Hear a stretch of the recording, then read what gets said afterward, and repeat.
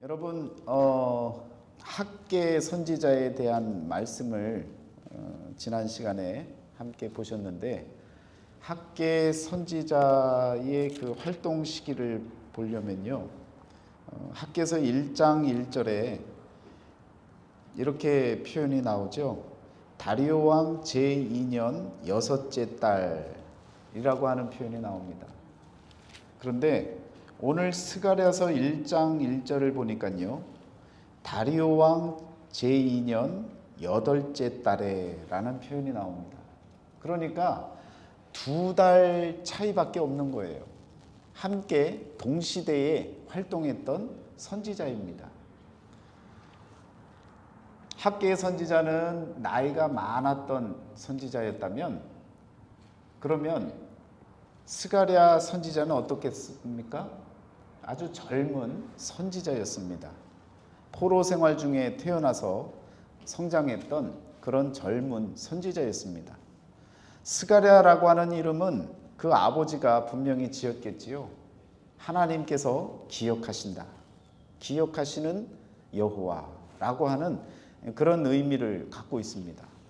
그러니까 하나님이 스가랴를 통해서 기억하시는 그 삶을, 또 모든 것을 다 아시는 하나님이심을 우리에게 강조해 주고 있는 이름이기도 한 것입니다.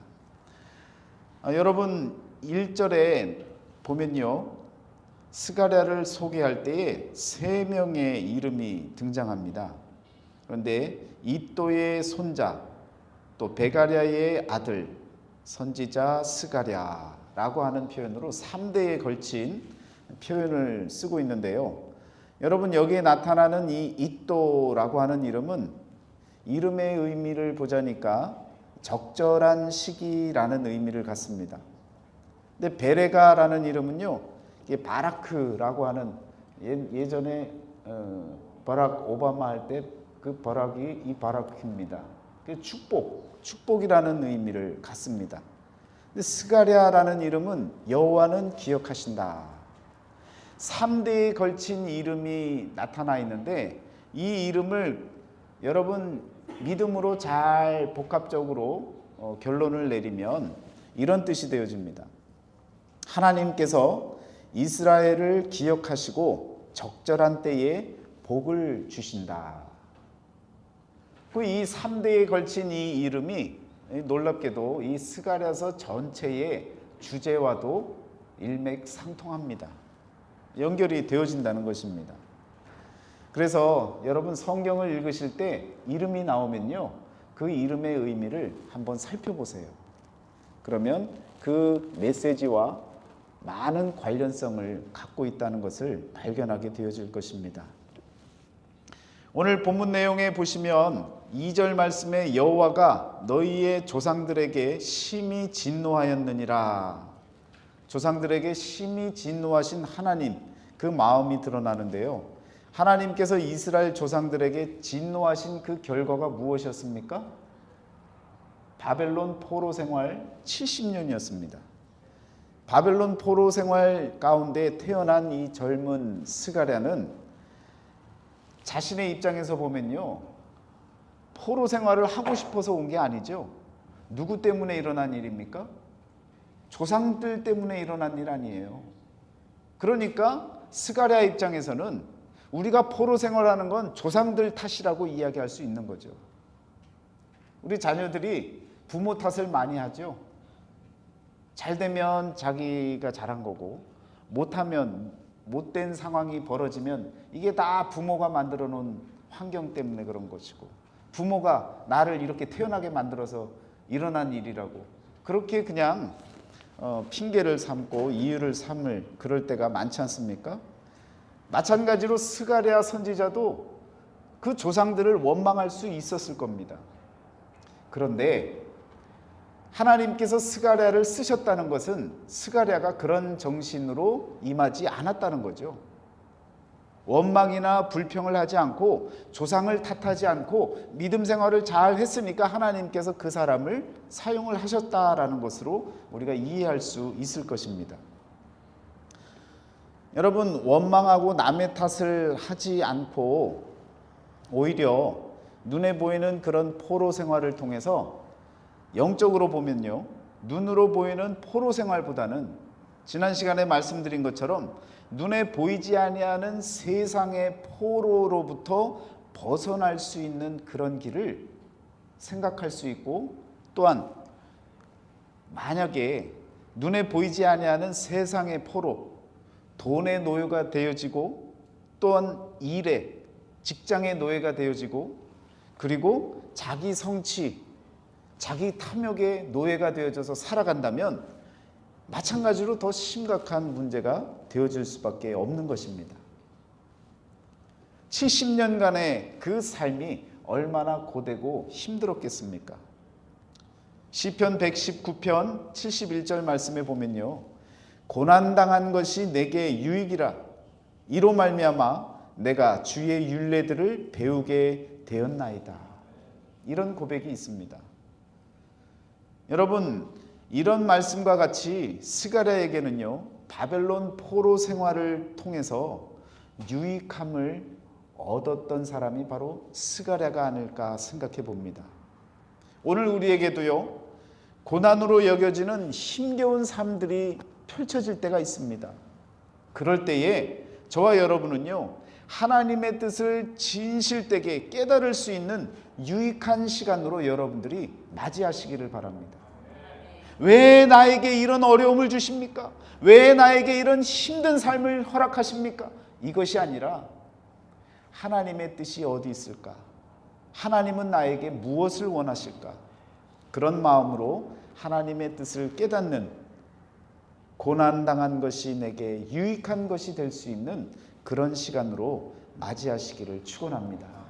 그러면 다윗이 고백한 것처럼 내가 주의 율례를 배우게 되었나이다, 하나님의 뜻이 무엇인지를 알게 되었나이다 라고 하는 그러한 유익의 시간이 되어질 줄 믿습니다. 오늘 말씀 3절에 보니까요, 너희는 내게로 돌아오라 하나님께서 말씀하십니다. 그리하면 내가 너희에게로 돌아가리라. 여러분, 조상들의 문제라고도 생각할 수 있는데 지금 이 말씀은요, 현 시대를 살아가고 있는, 당시에 그 후세대로서 그 삶을 살아가고 있는 자녀들에게 던져지는 말씀입니다. 하나님의 징계를 받았던 후손들도 마찬가지로 하나님의 삶을 떠난 삶을 살고 있었던 것입니다. 그 큰 유익한 시간, 고난의 시간을 통해서 깨닫지 못하고 마찬가지로 하나님을 떠난 삶을 살았던 것입니다. 그래서 하나님은요, 그 자녀들에게, 후손들에게 마찬가지로 내게 돌아오라, 너희는 내게 돌아오라 라고 말씀하고 계시는 것입니다. 여러분, 우리들도 생각해 보면 신앙의 선배들의 잘못을 잘 압니다. 많은 분들이 다 그랬던 것은 아니지만 우리 지역으로만 봐도요, 타코마의 목사들이 참 문제가 많다, 알아요. 또 그 잘못된 목사님들을 쫓아가는 또 성도님들도 문제가 많다, 알아요. 그런데 우리가 그렇게 이야기하고 이렇게 원망하고 불평하고 조상들을 탓할 때냐, 신앙의 선배들을 탓할 때냐? 아니라는 겁니다. 현재 우리는 어떻게 그들과 다르게 살아가고 있느냐, 정상적인 신앙생활을 하고 있고 하나님 앞에 올바른 모습으로 말씀대로 살아가고 있느냐라고 되묻는다면 여러분과 저에게는 어떤 답이 주어지겠습니까? 만약에 하나님께서 우리에게 너희는 내게로 돌아오라 라고 말씀하시지 않고 너희는 그들과 다르다 라고 말씀하신다면 귀한 일이겠지만, 하나님께서 정말 저와 여러분들의 삶을 보시면서 너희는 그들과 달라 라고 말씀하시겠느냐는 말씀입니다. 만약 우리가 하나님 앞에 올바로 서지 않았다면 우리는 즉시 하나님께로 돌아서야 합니다. 미가 선지자가 돌아서는 자들을 위해서 선포한 말씀이 있습니다. 미가서 7장 19절 말씀에 보면요, 다시 우리를 불쌍히 여기셔서 우리의 죄악을 발로 밟으시고 우리의 모든 죄를 깊은 바다에 던지시리이다. 저와 여러분들을 용서하시겠다는 거예요. 다시금 하나님께 돌아가는 자들에게 하나님께서 용서를 허락하시겠다라는 것입니다. 그러면 우리가 하나님께 돌아가는 방법은 무엇이겠습니까? 어떻게 하면 우리가 하나님께로 돌아갈 수가 있겠습니까? 4절 말씀에 이렇게 말씀합니다. 너희 조상들을 본받지 말라. 여러분, 이것이 바로 하나님께서 저와 여러분들에게 또한 당시 이스라엘 백성들에게 내려주셨던 삶의 처방전입니다. 조상들을 본받지 말라는 거예요. 이 말은 너희의 과거 역사를 잘 공부하라는 겁니다. 왜요? 잘못된 역사를 똑같이 따라가지 말라고, 잘못된 과거를 반복해서 살아가지 말라고 하나님께서 우리에게 주시는 처방전이 되어지는 것입니다. 여러분, 우리의 조상들을 본받지 말라는 그 의미를 잘 새겨서 들으시기를 바랍니다. 이스라엘 백성들이 포로 생활하기 이전에 포로 생활에 대한 경고의 말씀을 던졌던 그런 선지자들이 여럿이 있습니다. 이사야 선지자, 하박국 선지자, 예레미야 선지자, 이런 선지자들이 포로 생활을 하게 될 것에 대한 경고의 말씀을 던졌습니다. 여러분, 예레미야서 2장 5절 이하의 말씀을 보시면요, 당시 이스라엘의 민족의 신앙적인 상태를 보여줍니다. 한마디로 이야기하면 총체적 난국입니다. 이렇게 잘못될 수는 없는 것입니다.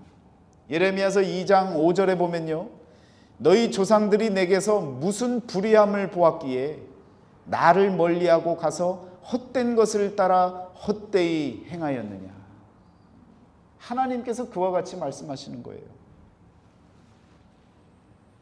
여러분, 예레미야서 2장 7절에도요, 내 땅을 더럽히고 내 기업을 역겨운 것으로 만들었으며, 2장 8절에는요, 제사장들은 여호와께서 어디 계시냐 말하지 아니하였으며, 율법을 다루는 자들은 나를 알지 못하며, 관리들도 나에게 반역하며, 선지자들은 바알의 이름으로 예언하고 무익한 것들을 따랐느니라. 이것이 하나님을 믿는 백성들의 모습이었다고요. 제사장들도 잘못된 모습을 보였고 하나님이 어디 계시냐라고 묻지를 않는 거예요. 하나님이 계신 곳을 말하지를 않는 거예요. 율법을 다루는 사람들은 율법만 다뤘지 하나님을 몰라요. 관리자들도 하나님께 반역을 했다고 했습니다. 선지자들은요, 하나님의 말씀을 가르쳐야 되는데 오히려 바알의 이름으로 예언하고 무익한 것들을 따라 나아가는 삶을 보여줬던 것입니다. 지금 읽었던 예레미야서 2장 5절 이하의 말씀 가운데 이스라엘 백성 가운데 해당되지 않았던 사람이 아무도 없었던 것입니다. 모두가 다 그 이름들이 다 들어가 있는 거예요. 이것이 바로 총체적인 난국입니다. 무너져 내릴 수밖에 없는, 멸망할 수밖에 없는 이스라엘의 신앙의 상태였습니다. 여러분, 이 같은 일이 일어난 근본적인 문제점을 종합해서 말한다면 하나님이 예레미야를 통해서 말씀하신 두 가지의 악이 있습니다. 그 두 가지의 악이 무엇이냐면, 예레미야서 3장 13절에요, 이스라엘 백성들을 향해서 이렇게 이야기를 합니다.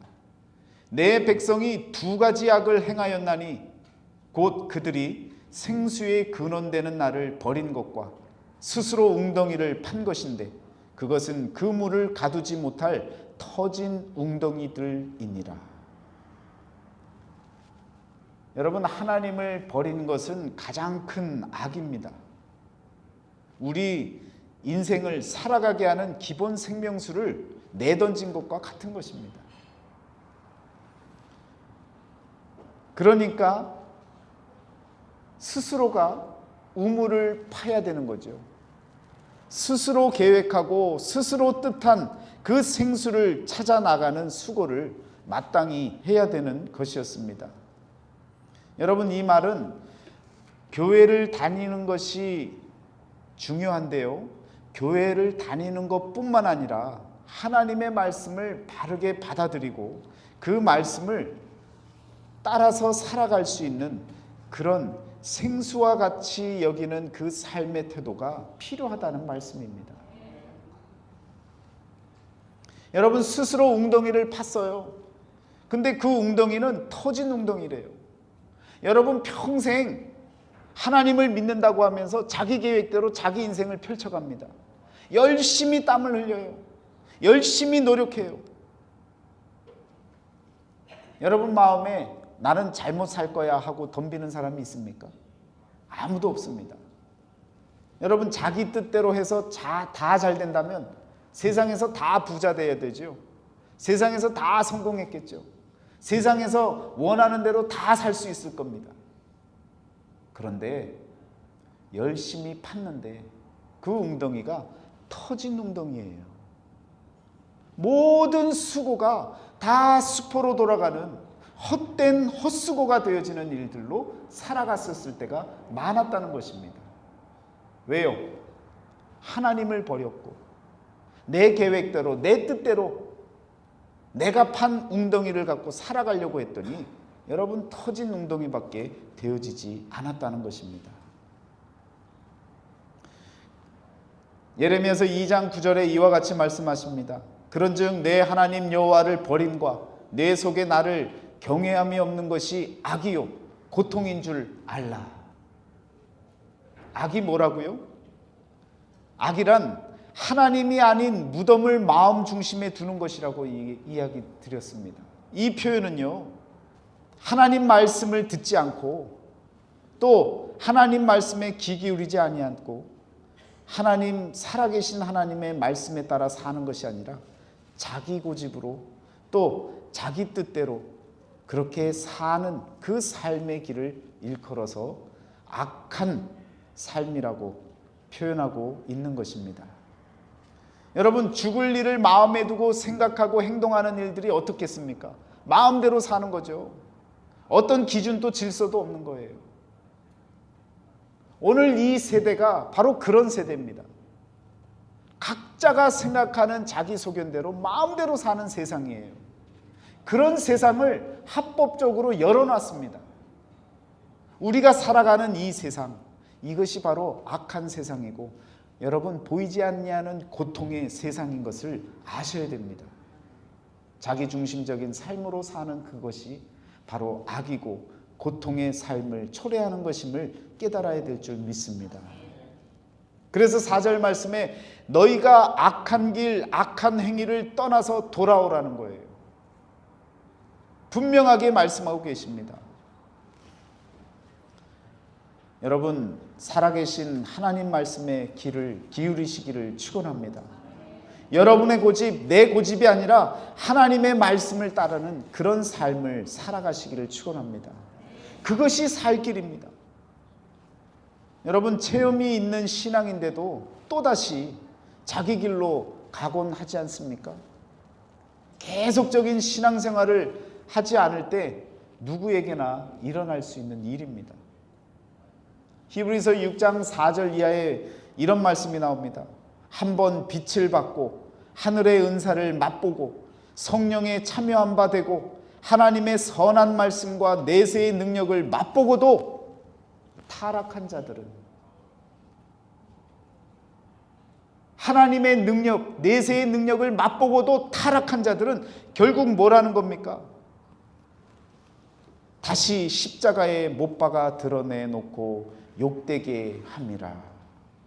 여러분, 하나님의 아들을 다시 십자가에 못 박는 일이 바로 하나님의 내세의 능력을 체험하고도 다시금 타락하는 자들의 모습이라는 말씀입니다. 우리는 예수님을 다시 십자가에 못 박아서는 안 됩니다. 알면서도 다시 악한 길로, 과거의 습관으로 또한 옛사람의 모습으로 돌아가는 모든 일들이 예수님을 다시 십자가에 못 박는 일이 되어지는 것입니다. 6절 말씀에요, 여러분 잘 해석해야 되는 말씀이 나옵니다. 선지자들에게 명령한 내 말과 내 법도들이 어찌 너희 조상들에게 임하지 아니하였느냐? 누구에게 문제가 있는 겁니까? 잘 읽어보세요. 두 가지로 나뉘어집니다. 선지자 또는 이스라엘 백성들의 조상들에게 문제가 있는 겁니다. 만약에 선지자들에게 문제가 있다면요, 이런 질문을 피할 수가 없습니다. 왜 말씀을 더하고 빼고 가감해서 성도들을 혼란스럽게 했느냐? 왜 하나님을 위한 말씀이 아니라 사람을 위한 립서비스를 했느냐? 왜 하나님의 말씀이 아닌 사람의 말들로 대신했느냐? 이것이 바로 선지자들에게 문제가 있을 때 선지자들이 회개해야 할 문제입니다. 반대로요, 백성들의 문제라면요, 백성들은 이런 질문을 또 피할 수가 없을 겁니다. 왜 선포되어지는 말씀을 듣지 않느냐? 왜 마음의 문을 열지 않느냐? 왜 옛사람을 버리지 못하느냐? 두 개 다 문제면 더 큰 문제고, 한쪽이 문제가 되어져도 큰 문제가 아닐 수가 없습니다. 그런데요, 그 해석도 마찬가지입니다. 6절 말씀 이하에 우리 길대로, 우리 행위대로 우리에게 행하시려고 뜻하신 것을 우리에게 행하셨도다, 이런 표현을 백성들이 합니다. 여러분, 이것도 두 가지로 나뉘는 거죠. 백성들이 회개하는 마음으로 이런 표현을 쓴 건지, 아니면 백성들이 착각해서 이런 표현을 쓴 것인지. 다시 설명하자면요, 만약에 백성들이 회개하는 측면에서 이 말씀을 썼다면 하나님의 말씀을 자신들이 지키지 못해서 징벌을 받은 것을 인정하고 그것을 후회했던 그 조상들의 표현으로 볼 수가 있는 겁니다. 그런데 백성들이 착각해서 표현한 것이라면요, 하나님이 마치 자신들의 뜻대로 다 들어주시고 자신들의 행할 길을 다 열어주시고 하나님께서 우리가 가는 길을 옳다고 다 열어주셨기 때문에 이런 결과가 나타났다라고 해석할 수 있다는 겁니다. 제가 왜 이런 말씀을 드리느냐, 한 가지의 메시지가 선포되어져도요, 받아들이는 사람의 마음에 따라서 해석이 달라집니다. 여러분, 예를 들면 그런 거죠. 부모가 회초리를 들었습니다. 자녀들을 훈육합니다. 그런데 자녀들의 마음이 철이 들어서 아버지 어머니의 마음을 아는 자녀라면 어떻게 생각하겠습니까? 부모의 마음이 느껴져서 눈물이 날 거예요. 우리 부모님이 나를 이렇게 사랑해 주시고 옳은 길로 인도하시는데 내가 잘못해서 내가 맞는 이 회초리가 아파서가 아니라 어머니 아버지에 대한 불효의 마음 때문에 더 큰 아픔으로 느껴지고 회개하게 되어질 것입니다. 그런데요, 철이 들지 아니한 자녀들은 어떻겠습니까? 때리는 부모가 미워지는 거지. 나를 왜 때려? 내가 뭘 잘못했다고? 그 때리는 그 회초리가 무섭고 그 회초리가 피하고 싶고 그 때리는 부모가 미워질 수밖에 없는 것입니다.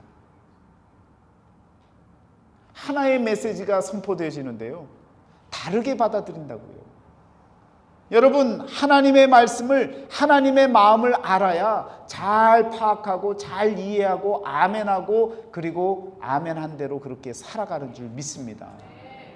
하나님의 마음을 모르면요, 하나님이 우리에게 징계를 주시고 고난의 시간을 주실 때 왜 나에게 이런 걸 주냐고 철들지 못한 자녀의 마음처럼 원망하고 불평하고 화내고 돌아서고 배반합니다.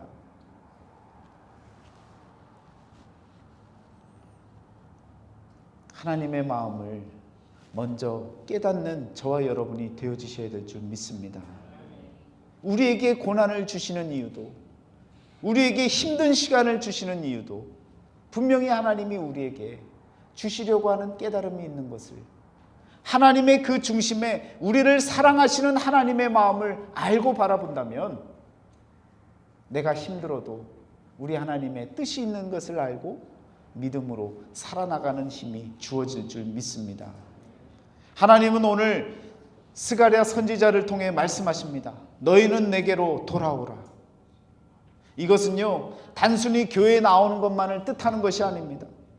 창조주 하나님 앞에 피조물인 저와 여러분들이 어떻게 살아가야 할지를 분명하게 깨달으라고 하시는 말씀입니다. 하나님은 우리로 하여금 교회 예배당에 얌전히 앉아서 예배 드리는 것, 마음을 다해서 그저 예배 드리는 것에 뜻을 품은 그 마음만을 원하시는 것이 아닙니다. 오늘 우리의 삶의 자리에서 하나님의 공의와 정의와 그리고 하나님 말씀 앞에 겸손으로 살아나갈 것을 우리에게 원하고 계시는 것입니다. 여러분과 저에게 다시 하나님께서 말씀하십니다. 너희는 내게로 돌아오라. 이 말씀의 진정한 의미를 분명히 깨달을 수 있는 그런 시간이 되어지시기를 축원합니다. 함께 기도하겠습니다. 사랑의 하나님, 감사합니다. 우리의 마음과 우리의 뜻과 우리의 모든 삶이 하나님 앞에 온전히 돌아설 수 있게 하여 주시고 하나님의 뜻을 따라 살아나갈 수 있는 믿음의 삶이 될 수 있도록 인도하시고 함께하여 주옵소서.